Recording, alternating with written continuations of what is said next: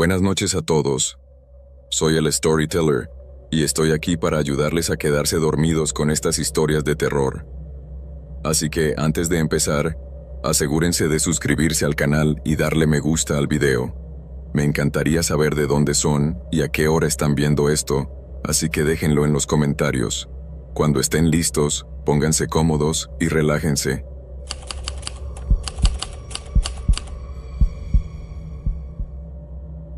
Era el verano de 2013, y cuando mi perspectiva sobre la seguridad se vio destrozada para siempre. Era un martes por la tarde, uno de esos días tranquilos y soleados en los que se supone que no puede pasar nada malo. Estaba en casa con mi hermano mayor, Jason, mi abuela y mi primo pequeño, que dormía la siesta en la habitación infantil. Jason, que entonces tenía 21 años, había estado muy emocionado toda la mañana porque había invitado a una chica a casa. Este es un detalle crucial, tenlo en cuenta. La había conocido en una aplicación de citas, algo que todavía era una novedad para nuestra familia en aquella época. Cuando sonó el timbre, Jason se apresuró a abrir la puerta y nos presentó a Vanessa. Visualmente, Vanessa no tenía nada de especial, aunque era bonita de una manera sutil. Sin embargo, su energía era extraña. Parecía nerviosa, con la mirada recorriendo el salón demasiado rápido.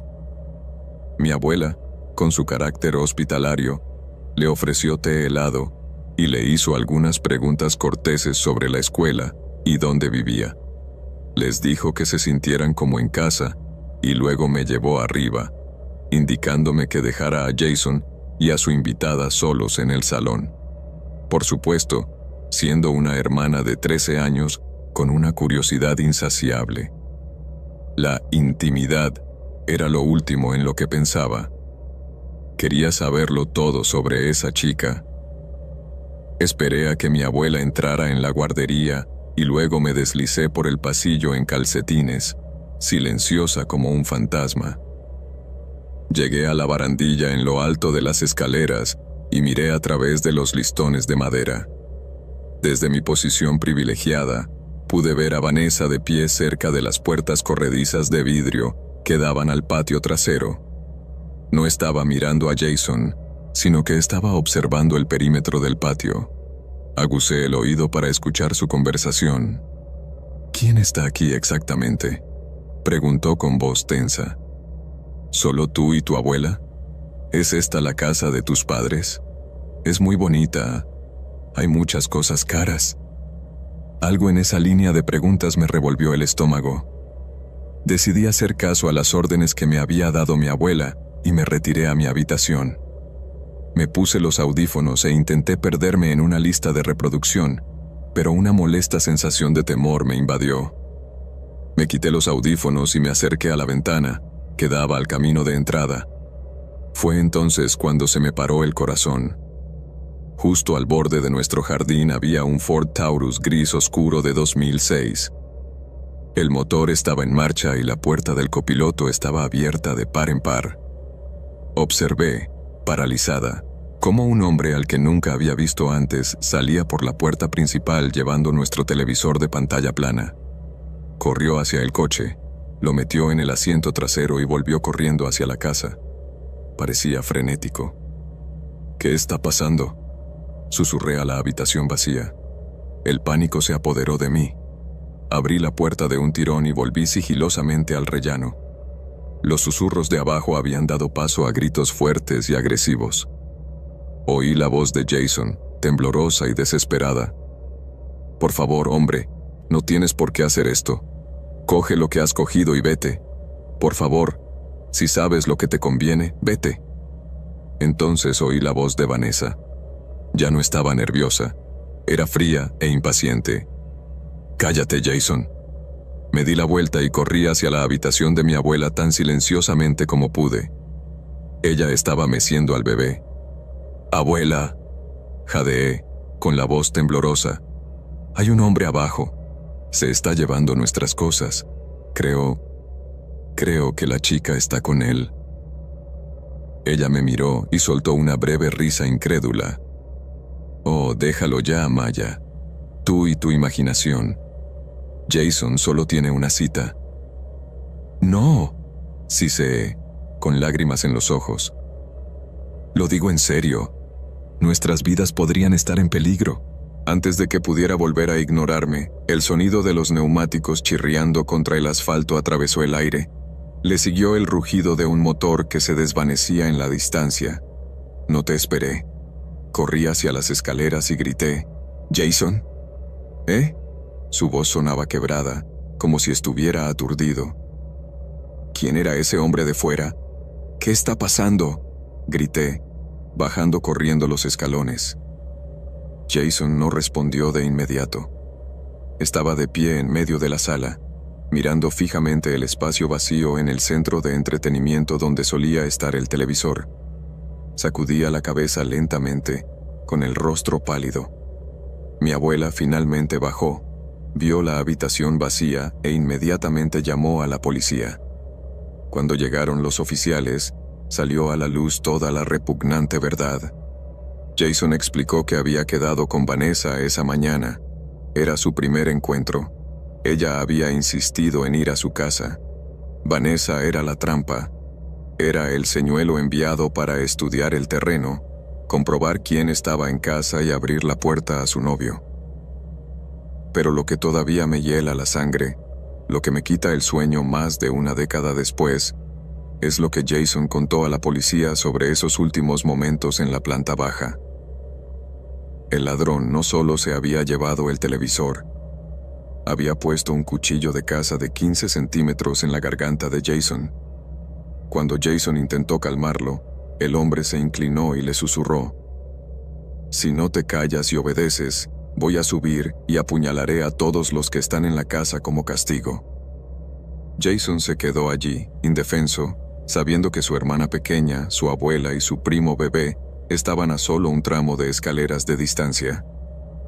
Se negó a dar a la policía una descripción del hombre, aterrorizado de que volvieran. Más tarde, esa misma tarde, mientras se ponía el sol, oímos un camión pesado parado junto a nuestra casa. Alguien dentro gritó algo ininteligible y lanzó una botella de vidrio contra nuestro revestimiento, rompiéndolo, antes de alejarse a toda velocidad. No sé si era el mismo hombre, pero el mensaje estaba claro. Afortunadamente, físicamente, salimos ilesos. Pero ese día me enseñó una lección que nunca he olvidado. Nunca puedes saber realmente a quién estás dejando entrar en tu santuario.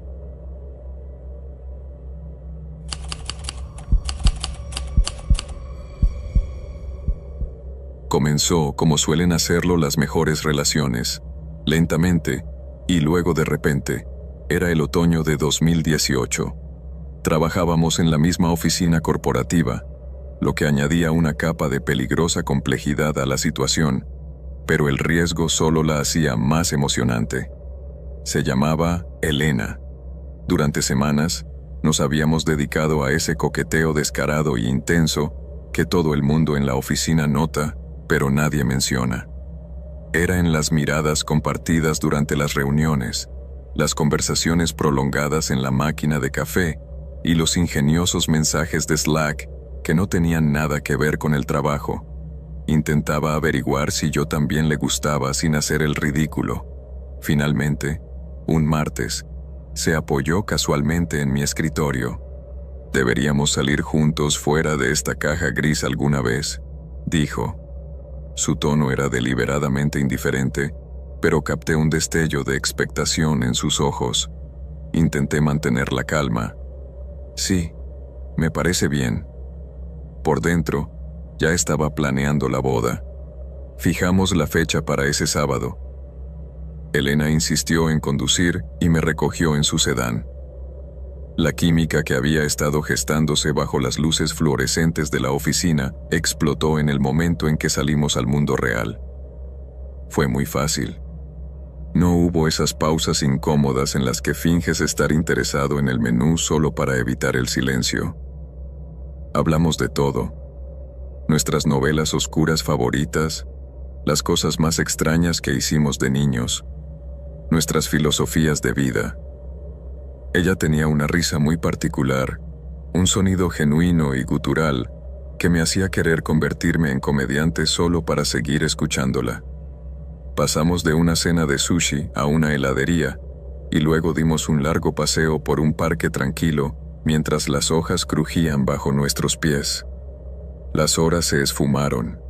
Antes de darme cuenta, estábamos estacionados frente a mi edificio de apartamentos. Eran casi las 2 de la mañana. Ninguno de los dos hizo ningún movimiento para abrir la puerta. El motor estaba apagado y las farolas proyectaban un cálido resplandor naranja en el interior del coche, resaltando la curva de su sonrisa y la forma en que se enrollaba un mechón de cabello oscuro alrededor del dedo, un hábito que había aprendido que hacía cuando pensaba profundamente. Estábamos en nuestra pequeña burbuja, completamente envueltos en la intimidad de la noche. Pero la realidad tiene la desagradable costumbre de entrometerse. Ambos teníamos una reunión obligatoria del equipo a la mañana siguiente, a las 9 de la mañana, para el lanzamiento de un proyecto. Por mucho que quisiera quedarme en ese coche para siempre, sabía que necesitaba dormir si quería funcionar. A regañadientes, rompí el silencio. Bueno, probablemente debería entrar. Tengo ese gran lanzamiento por la mañana.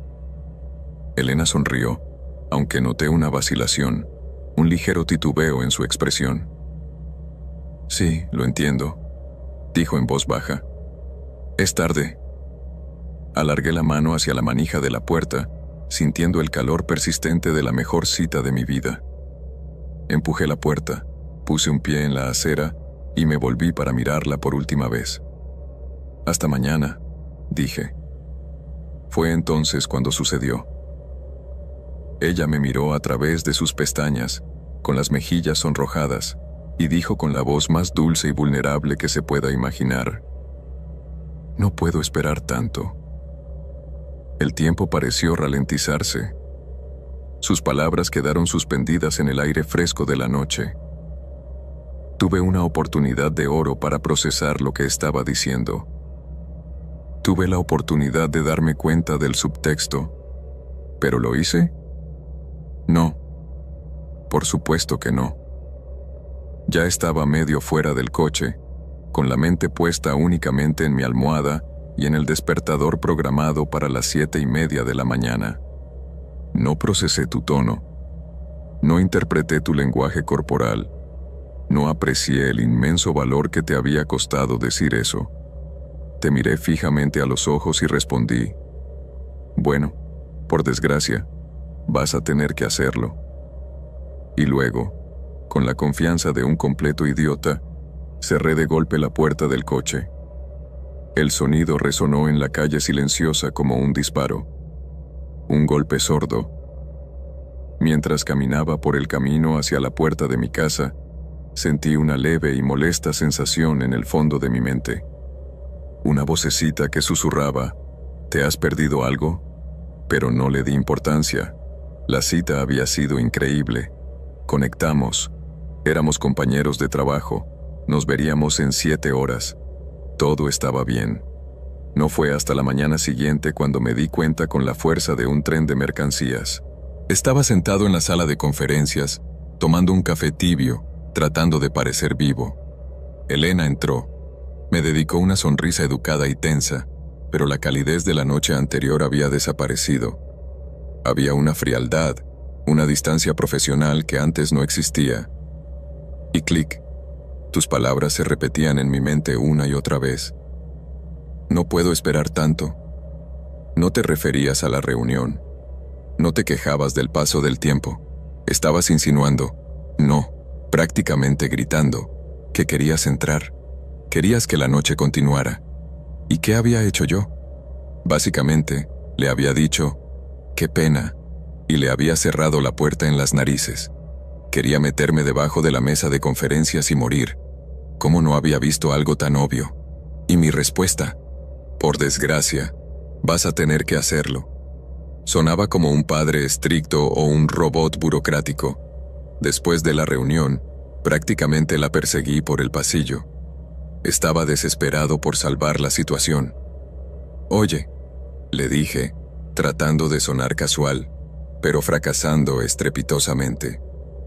Ella levantó una ceja, apretando su libreta contra el pecho. «Hola.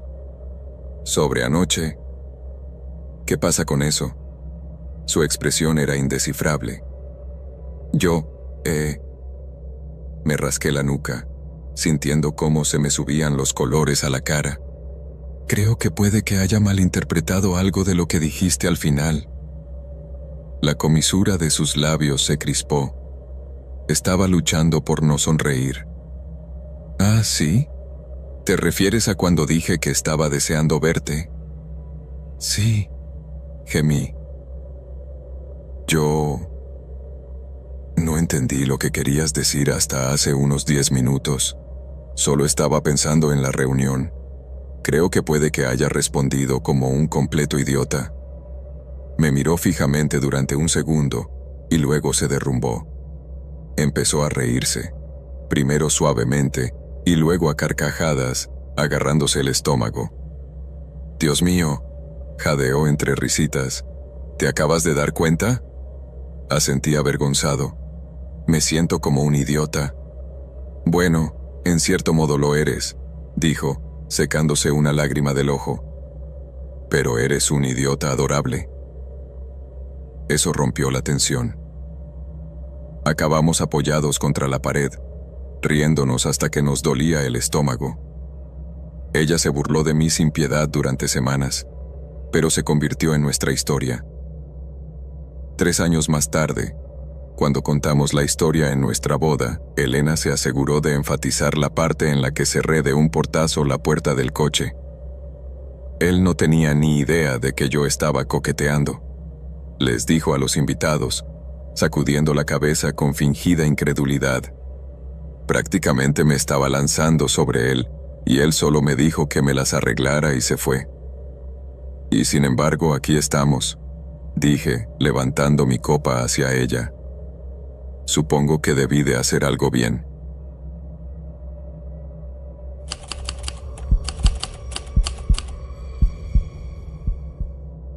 Pido disculpas por adelantado por cualquier error tipográfico.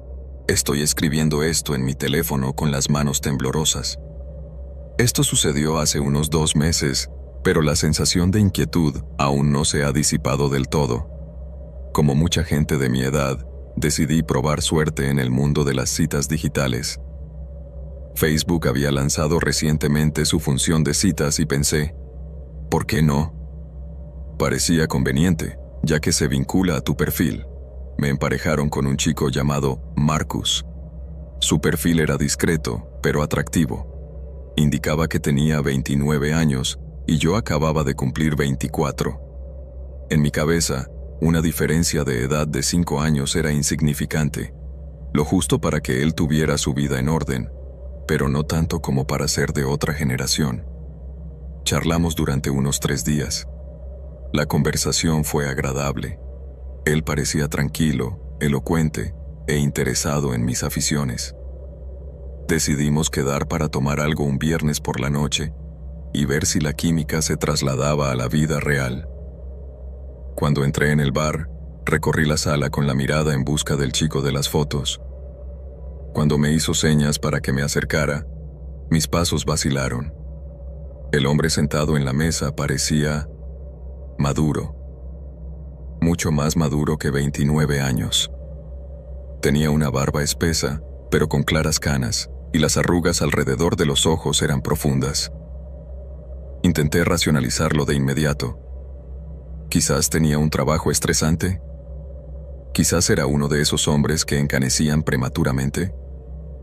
No es para tanto, me dije a mí misma. No seas superficial.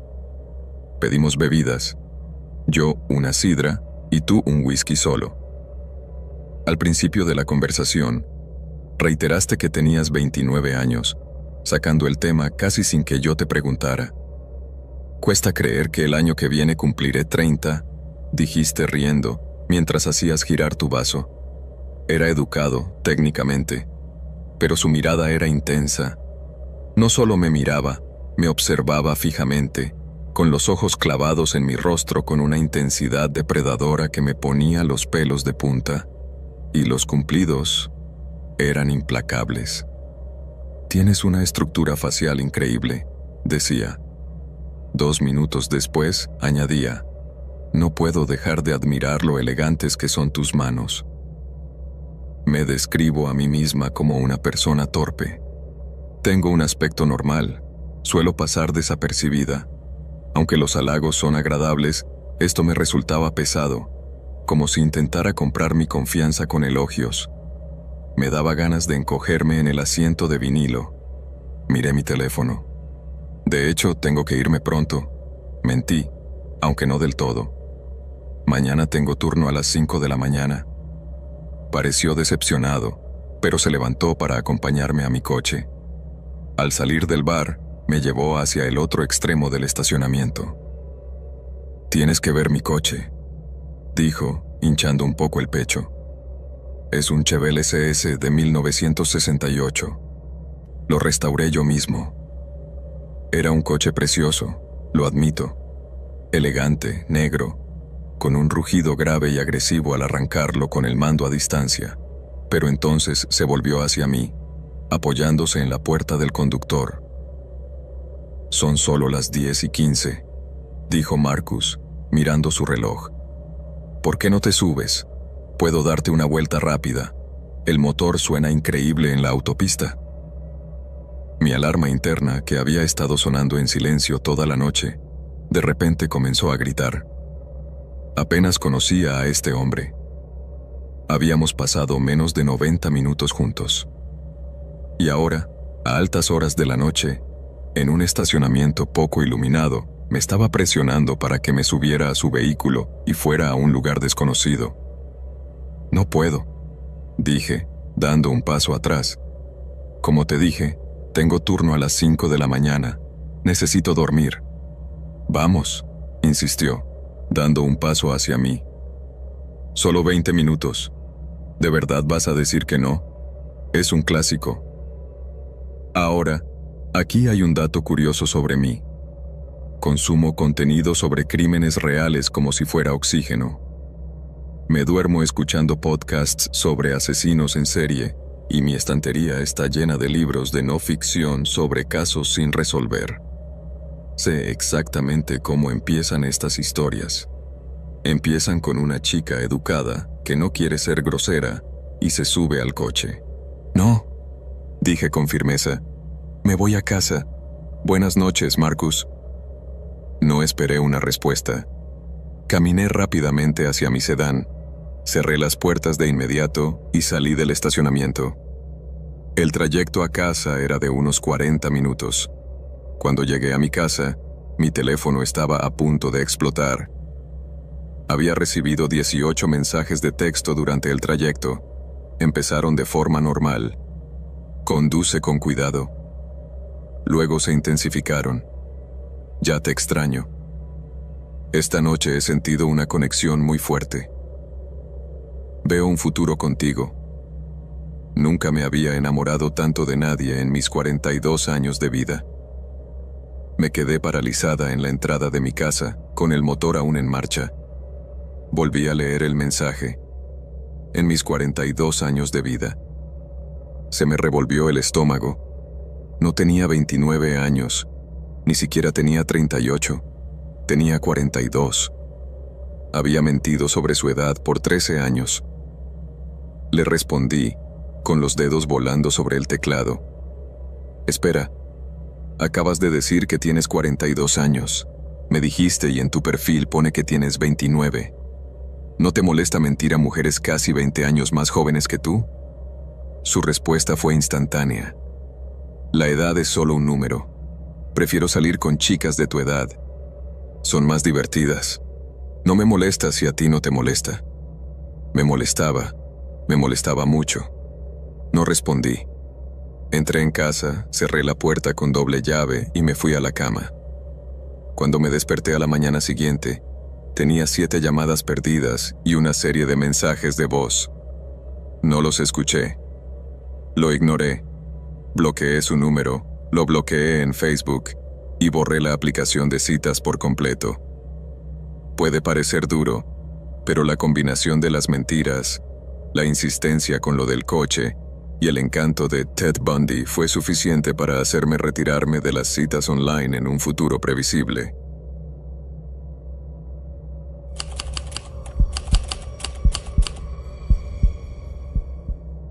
Esta historia es extraña.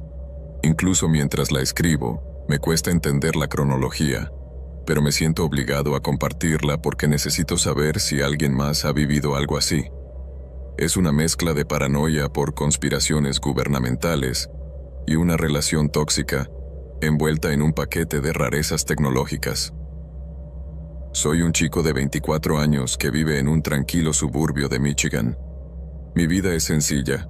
Reparto pizzas, vivo con mis papás para ahorrar dinero y no tengo absolutamente ninguna relación con el ejército ni con el gobierno. En el verano de 2019, conocí en línea a un hombre mayor llamado Arthur. Estaba en la ciudad visitando a unos amigos, pero vivía permanentemente en Washington, D.C. Nos llevamos bien de forma casual. No buscaba un esposo, solo alguien con quien salir. Tomábamos vino, íbamos a cenar o salíamos con sus amigos locales. La intriga comenzó cuando me habló de su trabajo. Afirmaba trabajar para una agencia de 3 letras en D.C. Insistía en que no podía revelar cuál era, solo que su trabajo era extremadamente estresante y crítico para la seguridad nacional. Al principio no le di mucha importancia. La gente en D.C. siempre tiene trabajos así, ¿no? Entonces apareció el imán. No puedo precisar el primer día exacto en que lo vi, pero, de repente, ese objeto estaba siempre presente. Era un anillo metálico circular, como una arandela industrial, pero más grueso. Tenía aproximadamente el tamaño de una rodaja de pepperoni, era pesado para su tamaño y estaba pulido hasta brillar como un espejo. A veces solo había uno, otras veces tenía una pequeña pila de ellos en la mesita de noche o en la mesa del restaurante. Quería ser la novia comprensiva y guay, así que no hice preguntas. Supuse que era algo confidencial. Ahora me arrepiento de esa ingenuidad, porque mi silencio solo le dio margen para manipularme. A medida que nuestra aventura se convirtió en algo más intenso, Arthur empezó a mostrar su verdadera cara. En un momento era increíblemente dulce, me mimaba, me compraba regalos, y al siguiente era frío y exigente. Me exigía todo mi tiempo libre. Si tardaba demasiado en responder a un mensaje, la tensión cuando nos veíamos era asfixiante. Me sentía como si me hubieran capturado, no como si estuviera saliendo con alguien. Al final, salió a la luz la explicación del imán. Estábamos sentados en su coche de alquiler cuando cogió el disco de metal y lo levantó. Me dijo, con total seriedad, que debido a su posición en la comunidad de inteligencia, era un objetivo para entidades extranjeras. Usan tecnología energética avanzada, susurró, mirando por la ventana. Me envían ondas de energía perturbadoras para distorsionar mis pensamientos y emociones. Su objetivo es quebrarme psicológicamente. Lo miré fijamente. ¿Y esa cosa de metal? Es un bloqueador, dijo. Interrumpe la frecuencia. Nos mantiene a salvo. No tenía ni idea de cómo procesar eso. ¿Control mental? ¿Armas energéticas? Sonaba a ciencia ficción, pero él hablaba muy en serio. Incluso afirmó que una vez, mientras hablaba por FaceTime con una amiga de Florida, una mujer mayor con la que se quedó durante la pandemia, ella había cogido un dispositivo similar que había en el fondo y lo había escondido rápidamente cuando se dio cuenta de que él lo había visto. La paranoia comenzó a invadirlo todo. Aquí hay una lista de las cosas que todavía me quitan el sueño. El teléfono. Una tarde, encontré un imán pesado pegado a la parte trasera de mi iPhone. Lo quité, riéndome nerviosamente, pero él me miró con ojos muertos. ¿Me estaba rastreando? ¿Me estaba protegiendo? La tecnología tenía aparatos que nunca había visto antes. Pantallas extrañas, comunicadores encriptados. Eso daba credibilidad a sus afirmaciones de que era agente, lo que hacía que lo del control mental diera aún más miedo. El exnovio.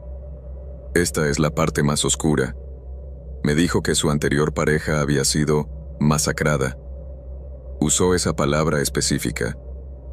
Afirmó que el ex había insistido en salir una noche a pesar de que Arthur le había rogado que se quedara en casa por seguridad. Me dio un nombre para que lo buscara, pero estaba demasiado aterrorizada como para buscarlo en Google. No quería saber si era cierto. El llanto. La última vez que lo vi, estábamos en un Airbnb. De repente, empezó a llorar. Un llanto incontrolable. Cuando le pregunté qué pasaba, me miró con auténtico terror y me dijo: «Estoy muy preocupado por lo que esto te va a hacer». La desaparición. Una vez, durante una estancia en un hotel, dijo que salía 5 minutos para resolver un asunto de trabajo. Estuvo fuera 4 horas. Cuando regresó, actuó como si nada hubiera pasado. La relación terminó porque no pude seguir el ritmo de tus exigencias. Me alejé y tú cambiaste de actitud. Pasaste de ser cariñoso a ser agresivamente manipulador, enviándome mensajes de texto sobre lo mucho que me extrañabas y, al mismo tiempo, negándote a verme, jugando con mi mente para ver si te perseguía. No te perseguí. Huí. Mirando atrás, no sé si las entidades extranjeras eran reales o si él sufría graves delirios paranoicos. ¿El imán realmente hacía algo? ¿Estaba yo expuesta a la radiación? ¿O era solo un accesorio en un juego enfermizo que él jugaba con un chico más joven? Ahora estoy a salvo, pero sigo preguntándome por Arthur. Me pregunto para quién trabajaba realmente y si en algún lugar de Washington, D.C., hay un hombre sentado con una pila de arandelas metálicas, esperando a que cesen las ondas de energía.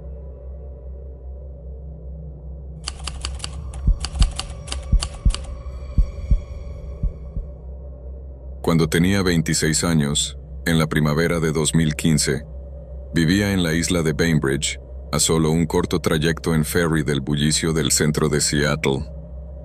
Si nunca has vivido allí, es una extraña mezcla de aislamiento y accesibilidad, un refugio tranquilo y boscoso separado de la ciudad por 35 minutos de aguas oscuras.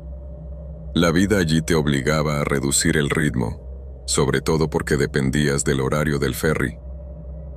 Una lluviosa tarde de martes, estaba en el ferry de las 8 de la noche. De regreso a la isla. Me senté cerca de la ventana, viendo cómo las luces de la ciudad se desvanecían en la niebla, cuando la vi. Sentada, 3 filas delante de mí estaba, sin exagerar, la mujer más impresionante que había visto en mi vida. No me refiero a guapa de bar o linda de Instagram. Me refiero a que poseía una belleza etérea y atemporal que la hacía parecer salida de un cuadro renacentista y que se había adentrado accidentalmente en el transporte público. Tenía una piel de porcelana, unos rizos oscuros y una elegancia que hacía que mi camisa de franela y mis vaqueros me parecieran lamentablemente inadecuados. Estaba soltero, me sentía solo y era demasiado optimista para mi propio bien. Pasé todo el trayecto mirándola, tratando de reunir el valor para hablar con ella, pero fracasando estrepitosamente. Cuando el barco atracó en Winslow, el cielo se abrió.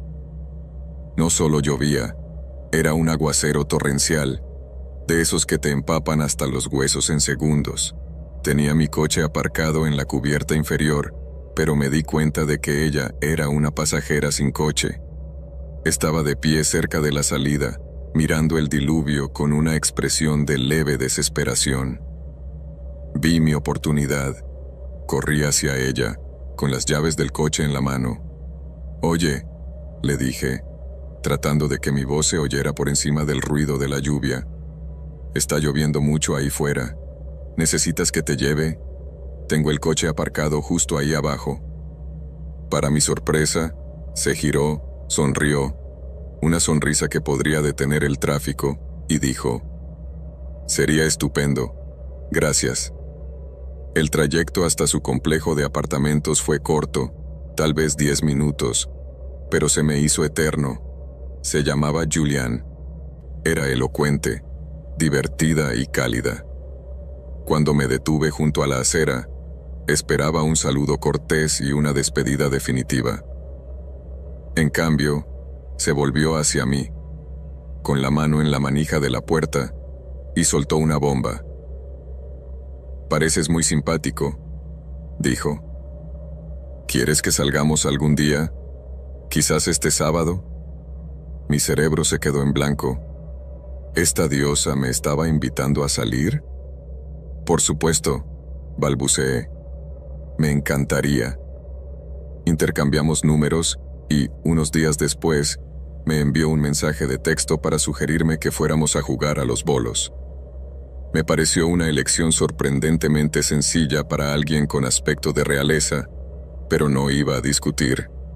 Llegó el sábado por la noche. Quedé con ella en la bolera y estaba aún más guapa de lo que recordaba. Me sentí como si hubiera ganado la lotería. Conseguimos nuestra pista, nos pusimos esos horribles zapatos y me preparé para seducirla. «Voy a pedir unas bebidas», dije, dirigiéndome hacia la barra. «¿Qué quieres? ¿Cerveza? ¿Sidra?» «Oh, no», dijo ella con voz suave y melodiosa. «No puedo beber alcohol. Mi fe no me lo permite». «No hay problema», respondí. «Te traeré un refresco. ¿Coca-Cola? ¿Sprite?» Ella negó suavemente con la cabeza. «En realidad, no consumo azúcar refinada, ni edulcorantes artificiales». «De acuerdo», dije, con una sonrisa ligeramente vacilante. «¿Café? Es bastante tarde, pero...» «Sin cafeína», me interrumpió. «Altera la mente». «¿Té?», intenté, agarrándome a un clavo ardiendo. «Té tampoco». «¿Agua?», pregunté, derrotado. «Agua a temperatura ambiente estaría genial», dijo con una sonrisa radiante. Me acerqué al puesto de comida con una creciente sensación de inquietud. Vale, era una fanática de la salud con unos límites muy estrictos. Podía soportarlo. Era guapa. Merecía la pena. Pero a medida que pasaban los fotogramas, la lista de restricciones se hacía más larga. Sugerí que compráramos unos aperitivos. Nada de fritos, nada de carne, nada de lácteos. Mencioné una película que había visto recientemente. Ella hizo una mueca y me dijo que no veía cine secular, con violencia o temas sugerentes. Empezaba a sentirme menos como en una cita y más como un paciente en una clínica de bienestar muy estricta. Y entonces llegó el golpe de gracia. «¿Sabes, Liam?», dijo, cogiendo su bola de boliche. «Tienes muy buen espíritu. Deberías venir a mi iglesia mañana por la mañana». «Oh, no soy muy religioso», respondí educadamente. «Te encantará», insistió, abriendo los ojos con una intensidad que ya no era solo hermosa, sino maníaca. «Tenemos una comunidad muy unida. El profeta, quiero decir, el pastor, habla con tanta claridad. De verdad creo que podría salvarte». El discurso comercial no cesó. Durante la siguiente hora, todos los temas de conversación giraban en torno a su congregación, su estilo de vida puro y el gran potencial que yo tenía para ser uno de ellos. Me di cuenta con horror de que no me había invitado a salir porque le gustara. Me había invitado a salir porque estaba reclutando. Yo era una cuota. Cuando terminó el juego, la dejé ganar solo para acelerar las cosas. Estaba agotado. Me sentía como si me hubieran interrogado. «Ha sido interesante», dije mientras caminábamos hacia el estacionamiento. «Tenemos que volver a hacerlo», dijo ella alegremente. «El servicio empieza mañana a las 9 en punto. Te enviaré la dirección por mensaje de texto». «Por supuesto», mentí descaradamente. Conduje a casa en silencio, pensando en la bala que acababa de esquivar. Julianne era sin duda la mujer más atractiva que había conocido nunca, pero nunca en mi vida me había alegrado tanto ver desaparecer las luces traseras en mi espejo retrovisor.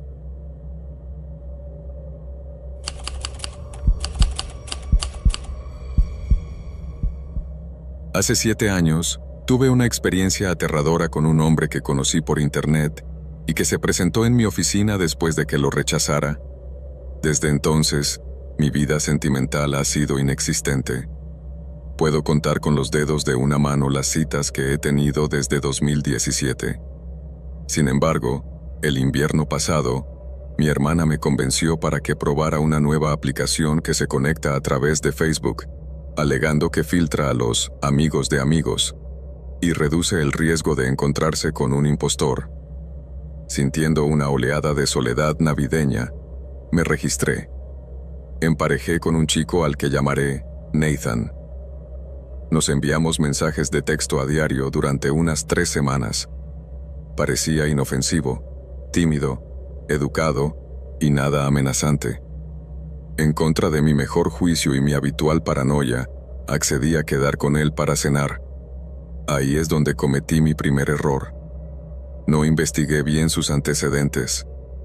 Normalmente, soy como el FBI de las citas, investigando hasta encontrar la foto del anuario del instituto del chico, pero estaba tratando de romper mi hábito de autosabotaje.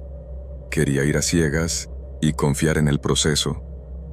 La primera cita fue bien. Era callado, quizás un poco torpe socialmente, pero yo tengo una gran personalidad, así que llevé la conversación. Decidí que merecía una segunda oportunidad. Antes de la segunda cita, la ansiedad volvió a aparecer. Me di cuenta de que ni siquiera sabía tu apellido. Te envié un mensaje de texto. Hola. Una pregunta al azar, pero me di cuenta de que no sé tu apellido. Solo quiero asegurarme de que no eres un asesino en serie, jeje. Dudaste. Tardaste horas en responder y, cuando lo hiciste, finalmente me diste un nombre. Miller. Luego, no volviste a comunicarte hasta el día de la cita. La segunda cita fue en un restaurante de sushi que elegí yo. Era martes por la noche, así que el estacionamiento estaba prácticamente vacío. Aparqué en la primera fila. Unos minutos más tarde, vi el coche de Nathan entrar en el estacionamiento. Había docenas de plazas libres justo a mi lado, pero pasó de largo mi coche, que reconoció de la primera cita, y aparcó en el otro extremo del edificio, en la sombra. Mi teléfono vibró. Te veo. Se me puso la piel de gallina, pero me obligué a salir y entrar. La cita duró 90 minutos y fue insoportable. Charlamos un poco sobre los barrios. Le comenté que yo vivía en la zona norte, y él me dijo que él vivía en la zona oeste. Luego surgió el tema de las redes sociales. No tengo redes sociales, dijo rotundamente. Ni Facebook ni Instagram. Señal de alarma. Nos emparejamos en una aplicación que requiere la integración con Facebook. Me estaba mintiendo a la cara. Cuando llegó la cuenta, supe que no quería volver a verlo nunca más. Salimos y él se mantuvo incómodamente cerca de mi espalda, prácticamente pisándome los talones.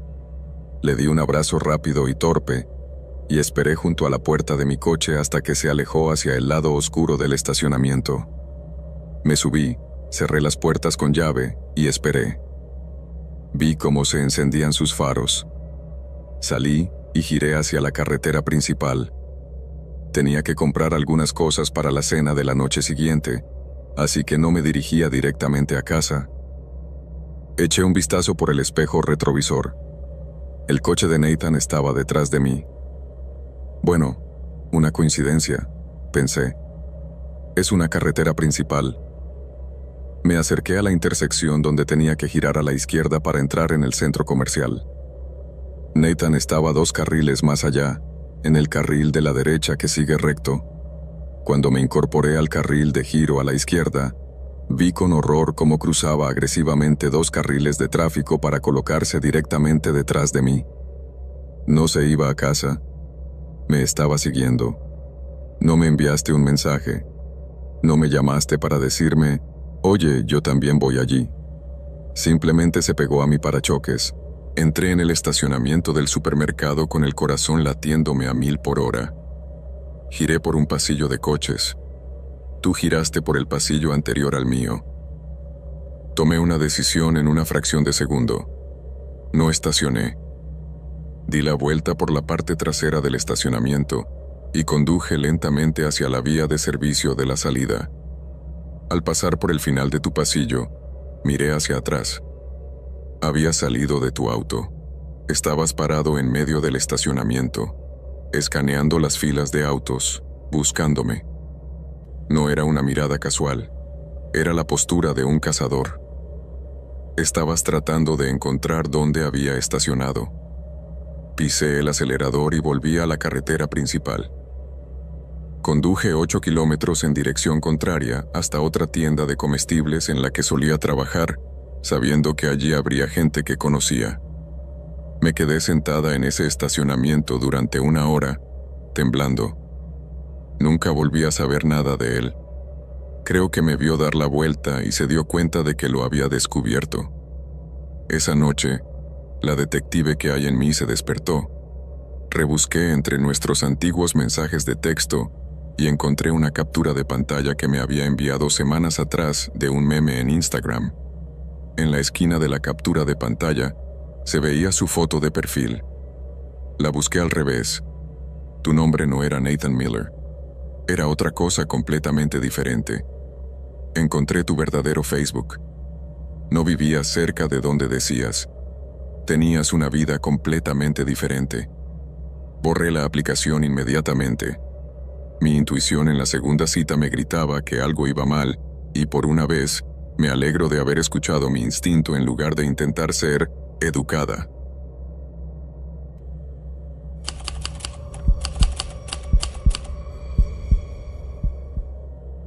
En realidad, es más bien una conversación que deberíamos tener cara a cara, me dijo por teléfono, esquivando mis preguntas con una risa nerviosa y autocrítica.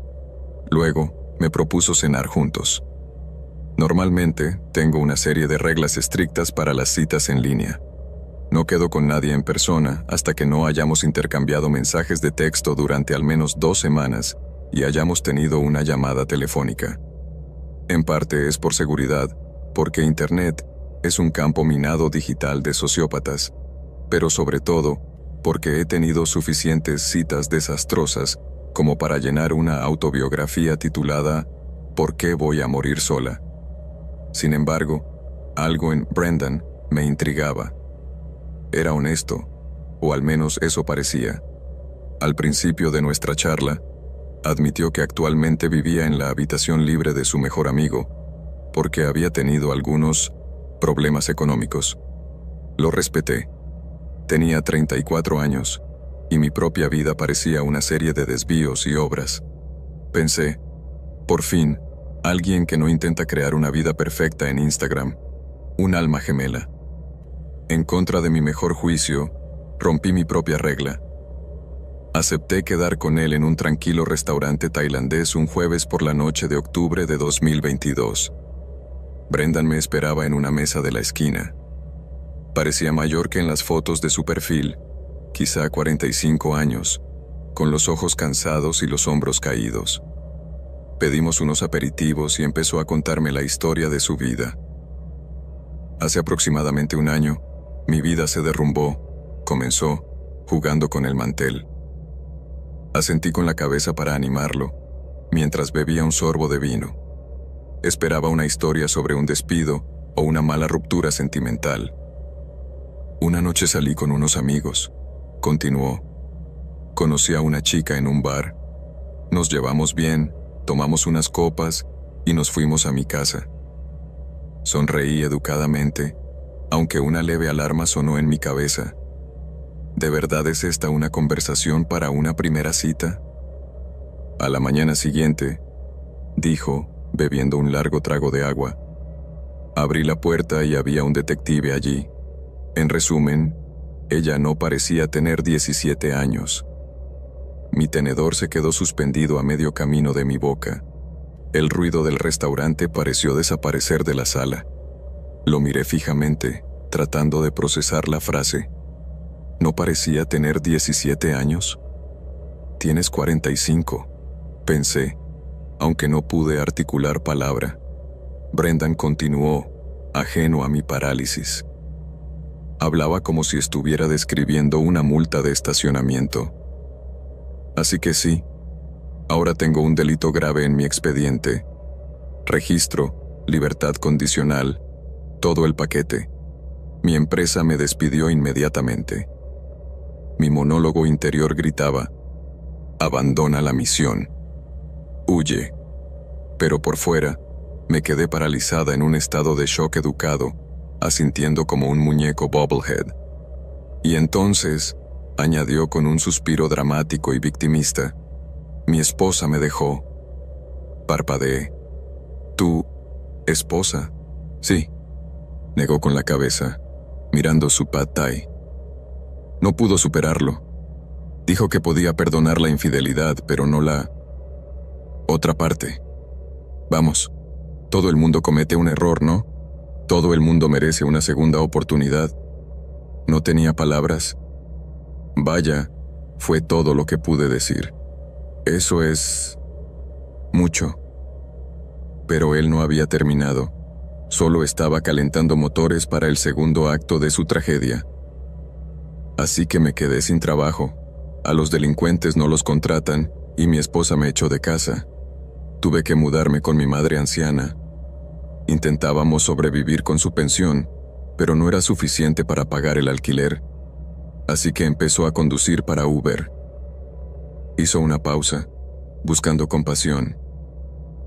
Así es como se contagió de COVID, dijo, bajando la voz hasta convertirla en un susurro. Y falleció 3 semanas después.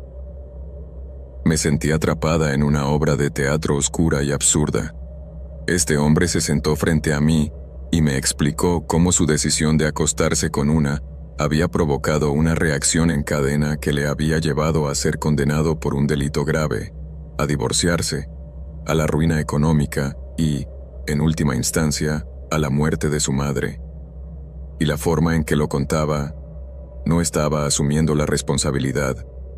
Enumeraba estos acontecimientos como cosas que le habían sucedido, como si fueran mal tiempo. Quería gritar, quería preguntarte si te dabas cuenta de lo horrible que era todo eso.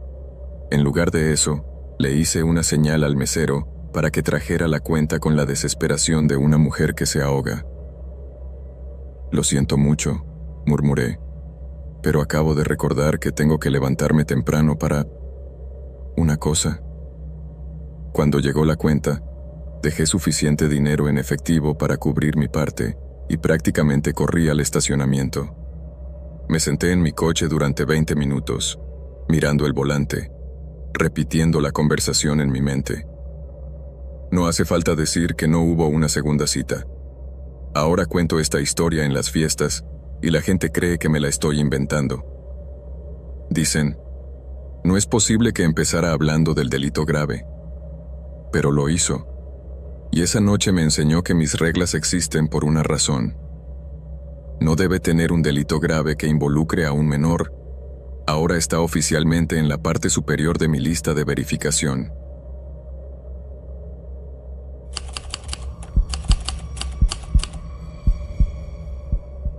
Era 2014. Tenía 26 años, recién divorciada y navegando por el mundo como madre soltera de un niño pequeño. Sentía como si tuviera vulnerable estampado en la frente. Decidí probar las citas en línea para recuperar algo de mi identidad. Me emparejaron con un chico llamado Elias. Tenía 28 años, era guapo a su manera y parecía sano. Me dijo directamente que no bebía alcohol ni café, lo que descartaba las típicas primeras citas de «vamos a tomar algo». «Vamos a hacer senderismo», sugirió. «Hay un lugar estupendo en Pine Barrens, ruinas históricas, senderos naturales. Es precioso». Acepté a regañadientes. Me encanta la naturaleza, pero hacer senderismo con un desconocido me parecía arriesgado. Sin embargo, llevábamos una semana hablando por teléfono y parecía normal. Primera señal de alarma. El lugar de encuentro. Sugerí que nos reuniéramos en el estacionamiento del centro de visitantes principal, un lugar público y concurrido. Elías se opuso de inmediato. No, reúnete conmigo en la estación de tren de la ciudad. Mi camioneta es mejor para el terreno cerca del inicio del sendero que quiero mostrarte. Es un secreto local. Los senderos principales están demasiado concurridos. No quería ponerme difícil, así que acepté. Le dije a mi mamá que salía, pero en un arranque de estupidez alimentado por la vergüenza de las citas en línea, no le dije exactamente dónde ni con quién. Llegué a la estación de tren y allí estaba él, apoyado en un Jeep Cherokee oxidado de finales de los 90. Se veía igual que en las fotos, lo cual fue un alivio. Estacioné mi auto y me acerqué. ¿Lista?, sonrió. La sonrisa no le llegó a los ojos. Nos subimos a tu Jeep. El interior olía a cigarrillos rancios y ambientador de pino. Mientras nos adentrábamos en el bosque, charlamos un poco, pero el ambiente estaba cambiando. Eras menos encantador que por teléfono. Señal de alarma número 2. El teléfono. Llegamos a un apartadero de tierra que apenas podía considerarse un aparcamiento. Unos densos pinos nos rodeaban por todos lados. Al abrir la puerta para salir, busqué mi bolso. «Déjalo», dijo Elías. No era una sugerencia. «¿Qué? Deja tu teléfono. De todos modos, aquí no hay señal y solo te va a estorbar. Disfruta del momento». «Prefiero llevarlo», dije, agarrándome a la correa. «Déjalo aquí», espetó con voz dura. Se me revolvió el estómago. Odio las confrontaciones, así que dejé el bolso en el suelo, pero cuando él rodeó la parte delantera de la camioneta, un instinto primitivo y repentino me dio un puñetazo en el pecho. «No dejes ese teléfono». Me agaché, agarré mi teléfono y lo metí en el bolsillo trasero de mis jeans, bajándome la camisa para taparlo. Empezamos a caminar. Había un sendero ancho y marcado que conducía al pueblo histórico. Pude ver una señal que lo indicaba. Empecé a caminar en esa dirección. «No, por aquí», gritó Elías. Señalaba un estrecho sendero de ciervos que desaparecía en la parte más espesa de la maleza. «Este es el atajo a las ruinas», dudé. «Parece muy cubierto de maleza». «No pasa nada. Confía en mí». Entramos en el bosque. El dosel era espeso y ocultaba la mayor parte del sol de la tarde. El aire se volvió más fresco. Caminamos en silencio durante unos 10 minutos. El sendero se hacía cada vez más estrecho hasta que no pudimos caminar uno al lado del otro. Bandera roja número 3. La orden. «Ve delante», dijo, deteniéndose detrás de mí. Me di la vuelta. «No, está bien. Tú conoces el camino». «Quiero que tú vayas delante», insistió. «Por si tropiezas, puedo sujetarte». «Soy torpe». Me reí nerviosamente, retrocediendo. «Prefiero seguirte». Se acercó, invadiendo mi espacio personal. Su rostro estaba desprovisto de emoción, una mirada fría y muerta. «Camina. Delante». Todas las alarmas de mi cuerpo se dispararon a la vez.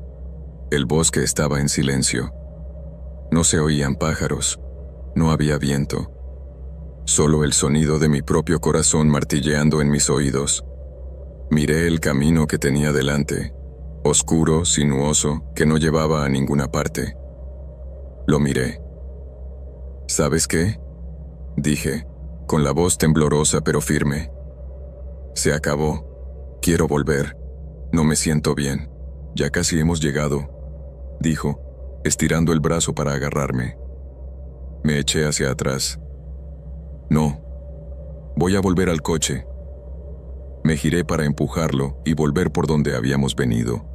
Él se apartó, bloqueándome el paso. Era más grande que yo, más fuerte que yo. No dije nada. Metí la mano en el bolsillo trasero y saqué mi teléfono. Lo levanté, con la pantalla encendida, para mostrarte que lo tenía. Para mostrarte que tenía un salvavidas. Tus ojos se posaron en el teléfono y luego volvieron a mi cara. La máscara de la agradable cita de senderismo se desvaneció por completo, sustituida por una rabia pura y sin adulterar. Da igual, espetaste. Lo estás arruinando. Se dio la vuelta y regresó furioso a la camioneta. Lo seguí a cierta distancia, agarrando el teléfono como si fuera un arma. Comprobé las barras. Una barra de 3G, suficiente para marcar el 911 si fuera necesario. El viaje de regreso a la estación de tren fue silencioso y aterrador. Conducía de forma agresiva, tomando las curvas demasiado rápido, mirando fijamente al frente. Me senté con la mano en la manija de la puerta, lista para saltar si reducía la velocidad. Entró chirriando en el estacionamiento de la estación y apenas se detuvo antes de abrir las puertas. «Sal», murmuró. Salí apresuradamente de su jeep y corrí hacia mi auto. Él salió del estacionamiento con los neumáticos echando humo y desapareció. Me quedé sentada en mi auto cerrado con llave durante 20 minutos, temblando tanto que no podía meter la llave en el contacto. Borré su número. Nunca volví a saber nada de él. Intento convencerme de que tal vez solo era torpe. Tal vez realmente conocía un atajo. Pero yo sé la verdad. Vi sus ojos cuando saqué el teléfono. Arruiné su plan. Y no tengo ninguna duda de que si hubiera caminado delante de él hacia ese bosque profundo sin forma de pedir ayuda, hoy no estaría aquí escribiendo esto.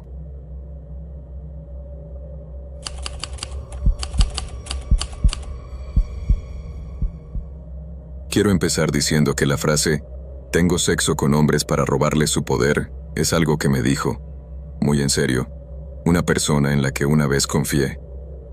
Todavía me revuelve el estómago. Era 2015. Yo era una estudiante de segundo año de 20 años en una universidad de artes liberales muy pequeña y muy cara del sur de California. Imagínate un campus que huele perpetuamente a azahar y eucalipto, donde todo el mundo lee a Foucault y practica el arte performativo. Yo estudiaba teatro y me describía a mí misma como una ratón de biblioteca, delgada, poco conflictiva y en general invisible. Conocía a Chloe de pasada. Era peculiar, intensa y tenía ese aire de chica maníaca y soñadora que enamora a muchos chicos de esa edad. Habíamos tenido un rollo una vez en primer año. Solo nos besamos, pero ella perdió el interés inmediatamente, probablemente porque yo no era lo suficientemente alfa para ella. Entonces, todo cambió. Gané las elecciones para un puesto en el Senado estudiantil. De repente, tenía un mínimo de estatus. Esa misma semana, Chloe apareció en la puerta de mi dormitorio. Se apoyó en el marco, me miró de arriba a abajo y dijo: «Últimamente eres muy inspirador. De hecho, es muy sexy». Me sentí halagado. Nunca me había considerado sexy. Yo era el chico que escribía poesía y se escondía en la biblioteca. Así que cuando ella tomó la iniciativa, no dije que no.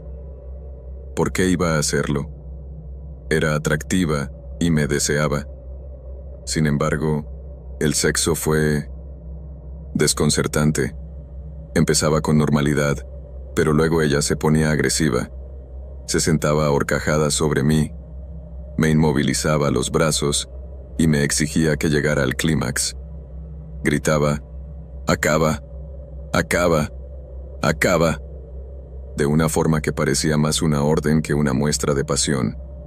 Era desorientador. Me sentía utilizado, pero era inexperto, así que supuse que quizá así era como lo hacían las personas intensas. El punto de inflexión llegó cuando una amiga me arrastró a un seminario obligatorio en el campus sobre acoso sexual y consentimiento. La ponente era una mujer poderosa y elocuente que desglosó la dinámica de la coacción.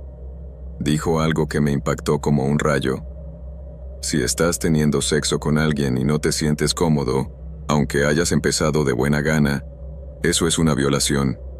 Tienes derecho a detenerte. Me di cuenta de que no me sentía cómodo. Me sentía acosado. Empecé a notar otras señales de alarma. Volvía a mi dormitorio después de clase y encontraba a Chloe sentada en mi escritorio, leyendo mis diarios privados. Llevo escribiendo diarios de sueños desde que era niña. Son muy personales. Cuando la confronté, ella lo restó importancia. Estamos acostándonos, decía. No puedes ponerme límites. Una tarde, entré y ella estaba rebuscando en mi estantería. Sacó un libro sobre hermetismo que había comprado para una clase de filosofía. ¿Estás estudiando esto?, preguntó con los ojos iluminados. Solo estoy echando un vistazo, respondí. Me miró muy seria y dijo, practico una secta del gnosticismo en la que tengo relaciones sexuales con hombres para robarles su poder. Me reí nerviosamente. ¿Qué? Hay mucha energía en el semen, explicó, como si estuviera hablando del tiempo. Por eso me frustra que no termines. Necesito la cosecha. Sentí un escalofrío recorriendo mi espalda. Le pedí que se fuera. Armado con los conocimientos del seminario, intenté romper con ella. No quiero seguir haciendo esto, le dije. No me siento seguro contigo. Ella no lo aceptó. Discutimos durante horas. Pero se siente bien, ¿no? ¿Por qué dejarías algo que se siente bien? Se negaba a aceptar mi no. Era como hablar con una pared que solo entendía su propio hambre. Unas semanas más tarde, me desperté en mitad de la noche. Chloe estaba en mi cama. Estaba encima de mí. Mi compañera de cuarto la había dejado entrar mientras yo dormía. La empujé, aterrorizada. ¿Qué estás haciendo?, me miró con una sonrisa retorcida. ¿Y si estuviera embarazada de ti? Sería aterrador, ¿no? La eché y le dije a mi compañera de cuarto que no la volviera a dejar entrar. Pensé que eso sería el final. Me equivoqué. 2 semanas más tarde, entré en el centro de estudiantes y vi a gente susurrando. Vi carteles pegados en las paredes sobre el consentimiento y no significa no.